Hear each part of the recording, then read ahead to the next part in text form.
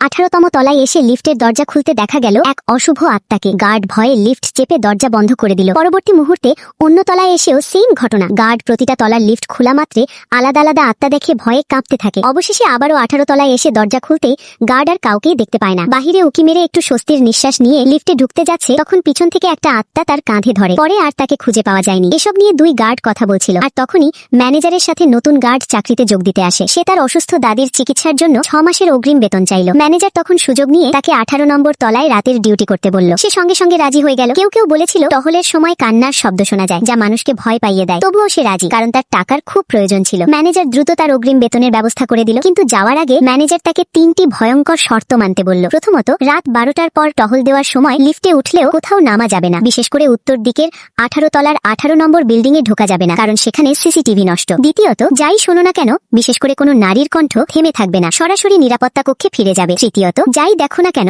কাউকে কিছু বলা যাবে না। এই শর্তগুলো লোকটির কাছে অদ্ভুত মনে হলেও দাদির চিকিৎসার জন্য সে আর প্রশ্ন করেনি। রাতে ডিউটিতে যাওয়ার আগে তার এক সহকর্মী তাকে আবারও সতর্ক করল, ওখানে যাওয়া বিপজ্জনক। কিন্তু লোকটি সিদ্ধান্ত বদলায়নি। যাওয়ার পথে হঠাৎ একটি বেজি তার পথ আটকে দাঁড়ালো। সহকর্মী বলল, অনেকের মতে এটি অমঙ্গলের লক্ষণ, কিন্তু লোকটি বিষয়টিকে গুরুত্ব দিল না। রাতে সে একাই 18 নম্বর বিল্ডিং এ পৌঁছালো। কিন্তু আশ্চর্যজনকভাবে তখন রাত মাত্র 9টা হলেও চারপাশের অস্বাভাবিক নীরবতা। একজন মানুষও দেখা যাচ্ছিল না। হঠাৎ সে লাল পোশাক পরা এক মহিলাকে দেখতে পেল, কিন্তু মুহূর্তের মধ্যেই মহিলাটি অদৃশ্য হয়ে গেল। সে ভাবল হয়তো চোখের ভুল। ঠিক তখনই পেছন থেকে অদ্ভুত শব্দ শুনে সে চমকে উঠল, আর হঠাৎ ঘুম ভেঙে গেল। বুঝতে পারল লাল পোশাকের মহিলাটি আসলে স্বপ্ন ছিল। কিন্তু জানালার বাইরে তাকিয়ে সে আবারও ছায়াবর্তী দেখতে পেল। দেখা গেল দুজন মহিলা দরজার বাইরে দাঁড়িয়ে ভিতরে ঢোকার জন্য ডাকছে। তারা অভিযোগ করলো, এত তাড়াতাড়ি দরজা বন্ধ কেন? লোকটি বলল, আজ তার প্রথম রাতের ডিউটি, তাই একটু ভুল হয়ে গিয়েছে। সে দরজা খুলে দিল। ঠিক তখনই আবার একটি বেজি সামনে এসে দাঁড়ালো, যা দেখে সে আগের কথাগুলো মনে করে ভয় পেয়ে গেল। সে বেজিটিকে তাড়ানোর চেষ্টা করছিল। ঠিক তখন এক মহিলা এগিয়ে এসে খালি হাতে বেজিটিকে ধরে ছুঁড়ে ফেলে দিল। তারপর সে লোকটির মুখ স্পর্শ করে বলল, এ ধরনের প্রাণীর সাথে এমন ভাবেই আচরণ করা উচিত। লোকটি খেয়াল করলো